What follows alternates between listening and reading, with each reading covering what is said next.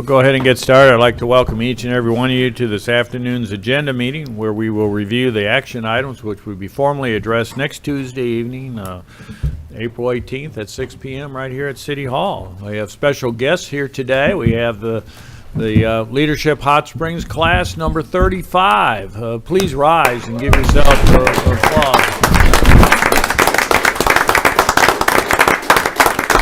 Thank you so much for taking time to receive a thorough orientation to your community and in all aspects of life. We know that there's many weekly sessions that you participate in, and we look forward to your continued participation in various areas of our community.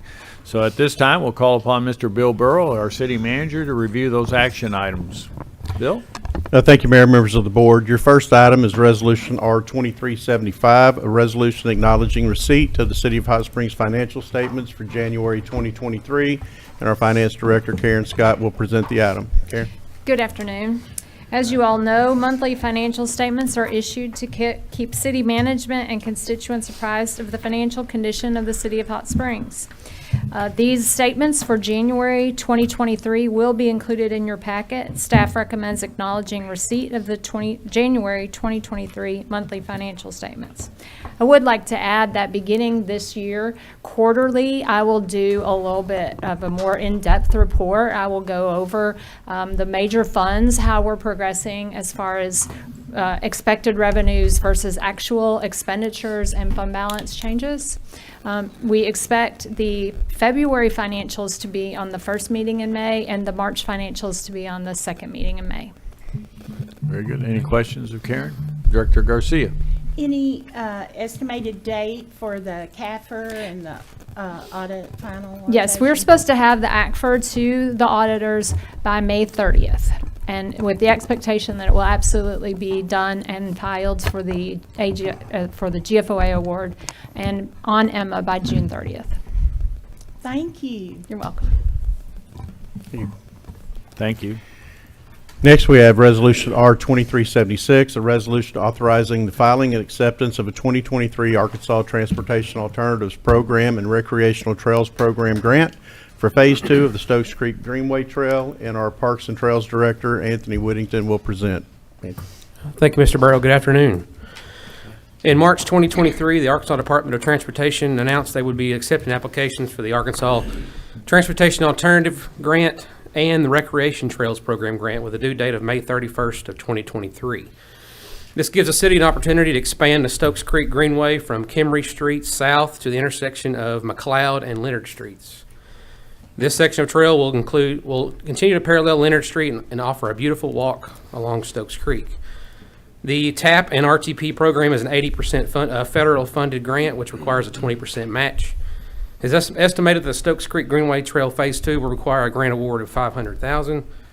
The city match will equal $130,000, with $5,000 of that being the 1% admin fee, with a total project of $630,000. The match funds are identified to come from Complete Streets account and a donation from Hot Springs Friends of the Parks. The $130,000 will be broken down to $117,000 from Complete Streets and a $13,000 generous donation from Hot Springs Friends of the Parks. As you recall, Phase 1, which we received grant funding last year, is going from Richard Street down to down to Kimry, and then Phase 2 will take us even south, going from Kimry Park down to McLeod. And so that'll give us about a total of a little over a mile when both phases are complete. So we are going through the current RDOT processes right now for Phase 1. So hopefully this winter, first of the year, next year, we might see some work on Phase 1. It'll be just like the Hot Springs Creek Greenway Trail, 12 feet wide, concrete asphalt, and we're excited. We actually get to call, we have to say the full name now. Usually we just say the Greenway Trail, so now we have to say the full Hot Springs Creek Greenway Trail. So another opportunity for neighborhood connections and give another side of town some trail to walk on. So, any questions of Anthony? Director Webb? Yeah, thank you, Mayor. Mr. Anthony, will the logistical plans for this Phase 2 be included in our packet coming out? Do you know? Will, yes. They're not in there right now, but I'll make sure they're in your packet before you get them. Yes, Thank sir. you. Yes, sir. Do you know off the top of your head if any rock check dams are going to be installed in this phase two? I think there were 12 in one, right? Correct. I will get with our landscape design and find out what that is, and I'll get you that answer for you for sure. Thank you. Yes, sir. Mayor, I'd also like to point out that this is a little bit different than years past. The TAP grant and the RTP grant used to be two applications. This year, they have combined those, so as we apply for one, it automatically applies for the other. Where we may not get one, we may get the other, but the application is actually submitted on the same form, both grants, and so we won't have two grants that we've seen in the past. Correct. Very good. Thank you. Thank you. Next, we have Resolution R2377, a resolution awarding a bid to CMR Construction and Roofing LLC for certain goods and services related to the replacement of the roof at the Transportation Depot in the amount of $184,785. Our Public Works Director, Ron Seabright, is here to present the item. Ron? Good afternoon. This completes the second phase of the restoration of this roof. The first phase was completed around 2018, 2019. We're pretty excited to get this done. We've had a little bit of interior damage, so we sent out bids to 233 vendors. Only one responded. The vendor that responded was CMR Construction. They were actually the contractor that did the first phase, and they did an excellent job in restoring it. So we're pretty happy with their work. The total cost is $184,785. That is fully funded in that budget. Any questions from the board? Hearing none. Thank you. Thank you. Next, we have Resolution R2378, a resolution authorizing the filing and acceptance of fiscal year 2021 and fiscal year 2022 Federal Transit Administration 49 USC 5339 Bus and Bus Facilities Grant Program funds for the Hot Springs Intercity Transit, and our Deputy City Manager, Lance Spicer, will present the item. Lance? Yes, thank you. As stated, this is the FTA's 5339 program. This is a portion of how the transit system funds its capital, preventative maintenance, basically everything with the exception of operations. And that is done at an 80% federal share with a 20% local match. 5339 funds, when we're doing the 2021 and 2022 allocations. The 2021 allocation is 104,146, and the 2022 allocation is $212. Reason we're doing both the 21 and the 22 years, we draw those funds down as we need these, and we've from a capital perspective, we haven't necessarily had to use the funds in the years that they're allocated. Those funds are allowed 3 years past whenever those funds are allocated to you. So we're still well within the window to use those funds. And kind of as a matter of process, if the board approves the resolution for the filing and acceptance of the grant, we would then take these documents to the MPO. We use the Metropolitan Planning Organization as our publication and notice side of things, so the public is available to know what the funding is, the projects, etc., as opposed to the city doing that type of notice outreach. Because MPO, as you all know, they are involved in the transportation side of things, and they do a great job on the outreach side. But that's the 5339 funds. These funds do come from the FTA, and they're allocated to RDOT. So that's, if you'll see that letter that's within the packet, you don't have it in front of you, but the letter is actually from RDOT. So those funds come from the feds to the states, and they allocate those to small urban providers such as ourselves, Jonesboro, Pine Bluff, etc. Any questions of Lance? Thank you.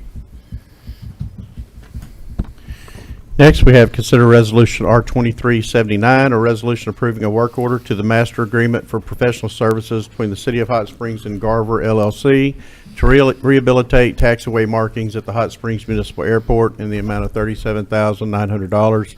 And again, Mr. Spicer. Yes, thank you. This item is a rehabilitation project. I believe on your screens there you should have some mapping there. When we're talking about the taxiways, this is actually for the design, bidding, and construction services. Garver Engineers is the engineer of record for Hot Springs Airport. They were awarded that contract back in, I believe it was 2 years ago, so they're within that 5-year term. The taxiway markings, the lump sum is $37,900, and the taxiways that are covered, I don't know if they're distinguishable on that particular visual that you have, but the taxiways are throughout the airfield. That's taxiway A, D, E, F, H, J, K, L, M, N, the terminal ramp, and the T-hanger ramp. So this is a pretty exhaustive markings project for those terminal ramps, taxiway ramps, that are located throughout the airfield. And this project is funded in 95% by the FAA, 5% by the Division of Aeronautics at the state level. So no airport funds would be used for this, and this is actually for those construction and design services. Okay, any questions of Lance on this item? Thank you.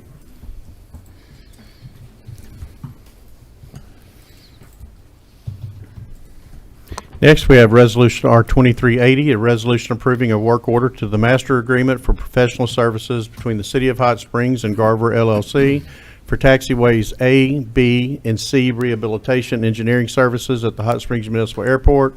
This one's in the amount of $80,300. And again, Mr. Spicer. Yes, and you should have a visual for this one as well. Same process with Garver Engineers being the engineer of record for the airport, and this deals specifically with rehabilitating those taxiways A, B, and C, and that will include the milling, completing the crack repair, and constructing an asphalt overlay. One thing I do want to point out is you probably can see on that taxiway B, that is constructing a new parallel taxiway. If you'll notice, that one is kind of canted for part of FAA circulars dealing with safety. They do not want anything that's not perpendicular to that runway. That's our primary runway. That's 523, which runs parallel with Airport Road, just kind of as it lays out. But this project is obviously one to increase the safety and capacity of the airport, and it will be. This is actually for the preliminary engineering side of things. So if we get the preliminary engineering done this summer, our folks at Fort Worth with the FAA told us there's a good chance that we'll be able to get this project into construction in 2024. The section portion of these engineering services are funded in the same fashion, 95% from the FAA, 5% from the Division of Aeronautics. Very good. Any questions of Lance? Thank you. Pardon? Oh, Director Webb? Yeah, thank you, Mayor.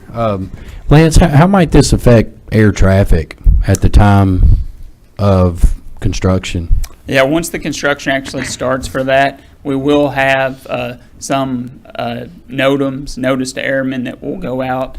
The construction will be performed kind of in a pullback fashion so that they're not directly impacting that runway, because 523 is obviously our primary runway. We do utilize that crosswind secondary runway, 1331, that is perpendicular to Airport Road. But obviously, both Garver and whomever the contractor is and the FAA understand there will be some impacts to air traffic, but obviously we intend to minimize those as much as possible. All right. Any additional questions? Thank you. Next, we have Resolution R2381, a resolution authorizing the filing and acceptance of an application for fiscal year 2022 with the Federal Transit Administration, United States Department of Transportation for federal transportation assistance authorized by 49 U.S.C. Chapter 53, Section 5307, Urbanized Area Grant Program for the Hot Springs Intercity Transit. Lance? Yes, that's maybe the longest title you'll get. This is the 5307 side of FTA funding. This is the operations and capital. So operations is done at a 50-50 share, federal 50%, local share 50%. The capital is done at the same 80-20. This is really how the transit system operates by and large. The funding allocation for fiscal year 2022 is available for 5 years past the point of allocation. So these funds are able to draw down into 2027. The allocation amount is $974,554, which, you know, as I stated, this is obviously the vast majority of the funding that the city local share matches with the federal side. And these funds are used throughout the system, but for the most part, we do use these for on the operational side and capital as we need them. But the 5307 funds are the majority of how this transit system operates. Director Garcia. Is any of this amount expected to be used for any capital? It will be. We actually do have a paratransit van that is eligible for replacement.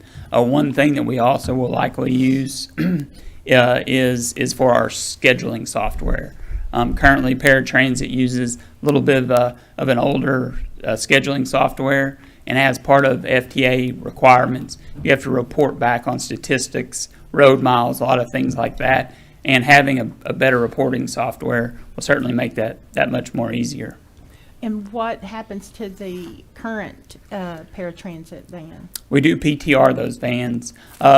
Usually, whenever those vans are, most of those are at 5 years, real close to 100,000 miles. So a lot of times those do go to other service organizations, but we do, those are fully expended on the federal side. So we do offer those for sale. And do you have the information there, what our allocation for 2023 is? The 2023, I believe the estimate, it is just above this 974. I don't have that in front of me, but I do believe it is more. Okay, thank you. Yes. Any additional questions? Thank you, Lance. Thank you. Lance been clearing off his desk. Good job. Next, we have consider Resolution R 2382, a resolution authorizing the purchase of certain vehicles pursuant to the State of Arkansas Cooperative Purchase Program. This is several of our vehicles throughout multiple departments in the amount of $620,790. Our Fleet Director, Greg Spees, is here to present the item. Greg? Thank you, Mr. Burrow. Mayor, members of the board, it's been a couple rough years trying to purchase any type of vehicles. Lots have just been empty, and so anyway, we're starting to see the light at the end of the tunnel. State of Arkansas has put out their cooperative purchasing agreement, and we can still order some of the vehicles on the contract. So we have 15 for you today from different departments. These are police cars, pickup trucks, generally any of the replacement vehicles. I've included in your packet the vehicle request form. It shows the vehicle that's being replaced and the miles and so on and so forth. And as Bill said, it's $620,790. General fund, fire, and police are going to be purchased with short-term financials. Very good. Any questions of Greg? Director Garcia. Thank you, Mayor. Will you include in our packet the detail of the departments and vehicles being purchased? Yes, Thank you. there's one for every one of them in there. Thank you. Any additional questions? Thank you. Thank you.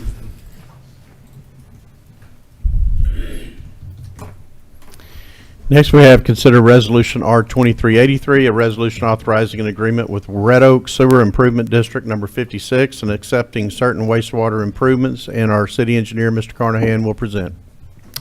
Good afternoon.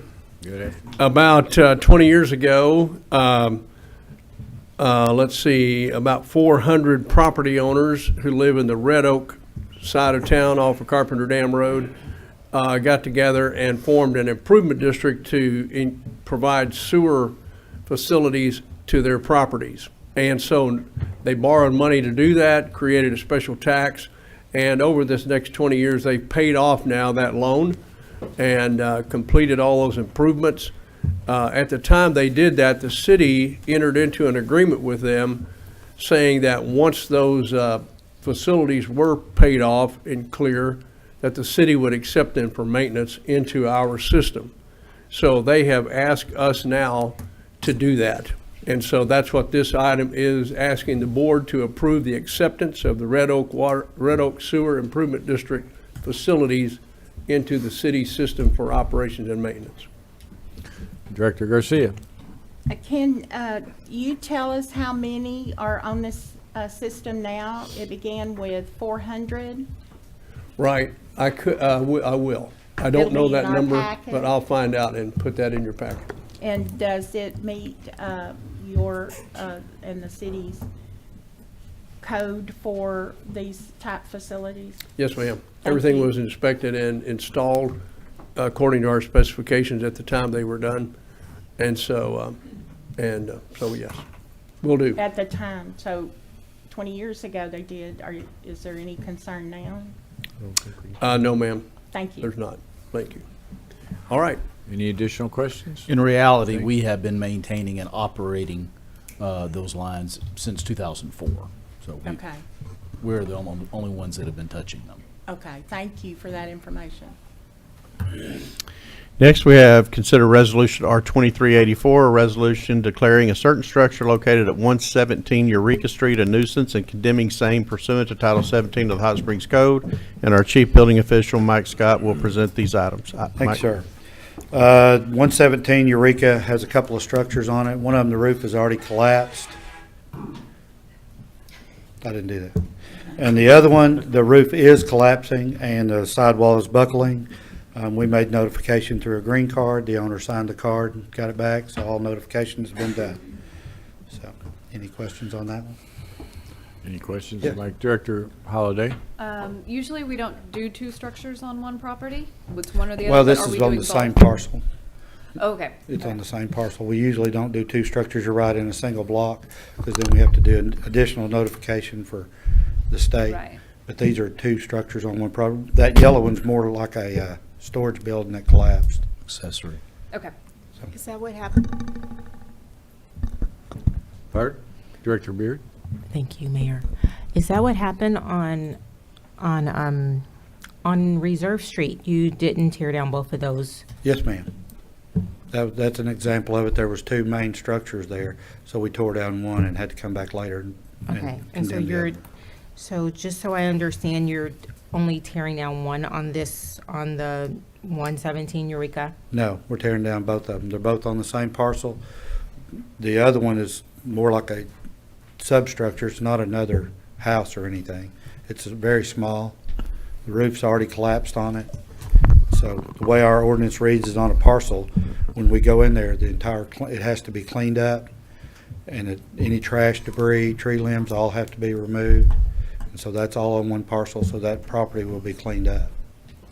I'm not following you. The one on Reserve, Yeah. I didn't see the one because it's already torn down. Right. And that was before I was director, but what I asked in that meeting, was that a garage on Reserve, or? No, they were two main, they were houses, two both main, of them. two main houses? Yes. Mike, they were I both believe- houses. Like a mother-in-law's quarter or something? No, they were two. They were had two houses. separate addresses. It's two separate addresses, two separate houses. But it was on one parcel? Yeah, but they were two separate houses, and so we couldn't tear them both down with that. We could have, but we'd had to do additional work, paperwork, which would have cost us more money. So we tear down one at a time, because those are separate houses. These are not houses on Eureka. One of them is a house. The other one is a collapsed building that's not a house. It's an accessory It's use. an accessory structure. I'll take a look. Thank you. Any additional questions? Thank you. Next, we have resolution R2385, a resolution declaring a certain structure located at 608 School Street a nuisance and approving emergency condemnation actions pursuant to Title 17 of the Hot Springs Code. And again, Mr. Scott. There was a fire here back in November of '22. After the fire department put the fire out, the structure was structurally unstable.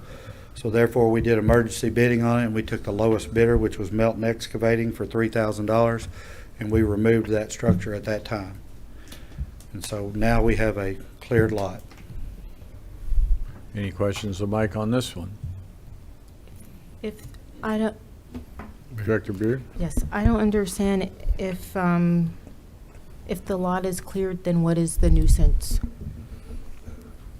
It's not now, it's an After the after-the-fact fact. condemnation. I did it on emergency, I had to tear it down because it was structurally unstable, so therefore it was unsafe for the neighborhood and the children and anybody around it. So we tear it down and clean it up, and so then we come back and do an after-the-fact condemnation so that y'all know that I did it. And it's odd, but I have to ask for your approval. You're asking for our approval to tear down something you already tore down? No, ma'am, he's not asking for your approval to tear it down. It was torn down because it was an emergent situation. He's advising you of the demolition and seeking the process which is required under state law to condemn the property so that we are then able to place a lien on the property for the cost of the demolition. Is that what I said? No, ma'am. Okay. He's not asking you for permission to tear it down. He did that under an emergent situation, which is authorized under the state code and our ordinance. He's asking for permission to condemn it officially so that the cost of the demolition can be filed on the property as a lien. So this is what we will vote on next week? Yes, ma'am. Okay, thank you. Any further questions? Thank you. Next, we have Resolution R 2386, a resolution declaring a certain structure located at 609 Raymond Street a nuisance and condemning same pursuant to Title 17 of the Hot Springs Code. And again, Mr. Scott. 609 Raymond, we couldn't find the owner, so we did attorney ad litem. This was a fire of a mobile home. The mobile home, if you've gone by it, you can see it's very little of it left. And since that's happened, this has turned into a dump site for all the locals around. So this is asking to condemn this, and we will clean the entire lot up, all the trash, debris, every other small structure will be gone, removed. When we're done, it will be a cleared lot. Any questions of Mike on this? Director Webb? Yeah, thank you, Mayor. If we do approve this and this lot gets cleaned up, is there any type of action the city can take to prevent those who are dumping anything on this site from coming back and doing that again? Like, can we put a fence up or something to block those trying to dump things in an illegal manner? We cannot use public funds on private property for such a purpose. Clearly, it is a violation of law to dump. If someone is caught, they'll be prosecuted for illegal dumping. Okay. Yeah. Any additional questions? Director Webb? Yeah, thank you, Mayor. So last week I did give thanks to you and Ms. Selman for providing Director Beard and I with the vacancy notices that are in all 6 of the districts. And the question I have, you know, those vacancy structures or properties are essentially on a watch list by the city. And once they reach a certain stage of so many vacancy notices and even other types of notices, then they're bordering on being condemned. Do we have any type of step and protocol to maybe alert realtors of these properties to prevent these homes and properties from just being torn down? You know, like something in that process, and would that be within our legal ramifications to, once we identify a vacant property, could we then notify a realtor organization? And I'm just thinking out loud, but say the Board of Realtors to notify their realtors that, hey, these properties are vacant. Would you have any interest in maybe selling this property to somebody who could flip it Right. and maybe increase comp values within that area, make the neighborhood a little bit safer per se? Or could that be a discussion that we need to have moving forward? So sure, the list that you were provided is a public document that many individuals on a monthly basis request. And they do their own due diligence to see if the problem is typically we can't find the owner. But there are several that the owners are located, and that individual might try to purchase it from the owner, or in some instances, they want to buy the city's liens. And then they go through the foreclosure process in order to obtain title and then do a quiet title action after their foreclosure. So the information that you were given last week is public information. There are a handful of folks who ask for that every month. and follow up on it. A realtor would not be in a position to be able to list the property unless they have an agreement with the owner to do so. Okay, I think you did answer my question fairly well. Thank you, Brian. I guess the follow-up is, would the only, I guess, accessibility be is if they were to request it? Could we not have some type of maybe portal on our website to where that's kind of updated on a regular basis to where somebody could reach out and if they have any interest in We can do flipping that. homes? We have it on a Is- database that we take houses off that people are working on. Right. We take them off of that list. Is there a link already on the website? Not for that. Okay. No, not for that. We can work on that. But we yes. can, because we update that database all the time. And that's good to know. Yeah, I would like to see us maybe work on having that link available for easy accessibility, not just to realtors, but to everyone who might have an interest in flipping those properties. Because I know just within my district, District 4, there were 12 properties on that vacant list, and there were 3 that I visited where there was somebody there working, and they took time to take me on a tour and let me see all of the advancements that they've done with the property, and they've essentially turned it around 180 degrees. And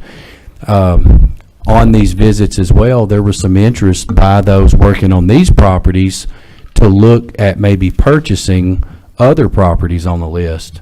And I think the link might help us out moving forward, to keep some of these structures there and flip those structures to make the infrastructure more safe, and then also increase the value of the home and increase the comps Very in that good. area. Director Garcia. Thank you, Mayor. If we are adding that link, do we have a link on the web to the properties with liens? No, we do not have that either. Is that on any of your databases? We do have a running database of that too. Kim Burton in our office, the office manager, keeps that list. And same thing, it's updated all the time. It's Can we massive. look at that also? Absolutely. Thank you. May put them in the same place. Yeah. Any further questions? Thank you. Your next item, Mayor, is Resolution R2387, a resolution authorizing out-of-state travel to the National League of Cities City Summit for certain board members as required by Resolution Number 8496, as amended and for other purposes. We do, at this point, have 4 that have expressed interest in attending this particular conference. I have not heard from the others, but we do have 4 as of now. So if there's others that want to go, I'll need to put these names on the resolution when it comes to you Tuesday night. Any questions? I have a question, and it has to do with this and the next one. Do we, since these are so far away, City Summit is November, correct?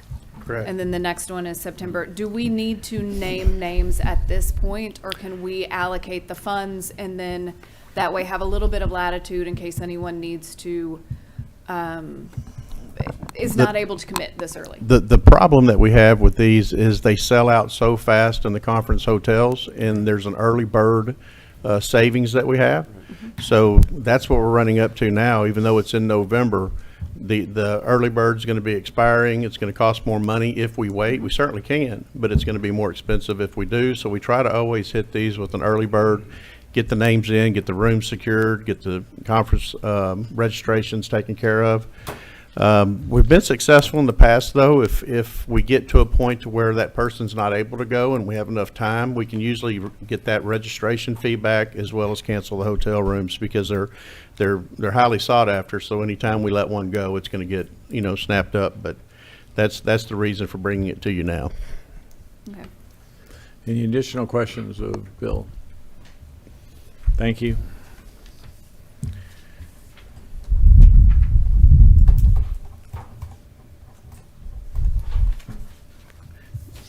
Your next item is Resolution R2388, a resolution authorizing out-of-state travel to Hanamaki, Japan, to participate in the Hanamaki Matsuri Festival through Sister City program for certain board members, as required by Resolution Number 8496, as amended, and for other purposes. I will let the board know that this is the 30th anniversary of the Sister City relationship. It's a really big milestone at the 30th, as we saw on the 20th and the 25th. I know that there's interest from some board members to attend this. Again, I don't have all the names. I do have one that has submitted their name to attend. If others are interested, I need to know those so I can get that on the resolution document that comes before you on Tuesday night, so you'll be able to have discussion and know who you're voting on. Any questions of Bill on this item? Hearing none, I believe this completes the action items that will be formally addressed next Tuesday evening, April 18th at 6 p.m. here at City Hall. Appreciate the class, Hot Springs Leadership Class number 35 in attendance today. Please stay engaged, and with that, we have plenty of daylight left. And remember, a year from April 8th, a couple days ago, will be the solar eclipse. So if you haven't stepped outside around 2 o'clock in the afternoon, do so, because the sun will be about in the approximate spot. You can move it back a degree or so. Find out where you want to be. Where you should be standing from. Maybe you got a perfect venue right outside your office. So with that, we are adjourned. Thank you.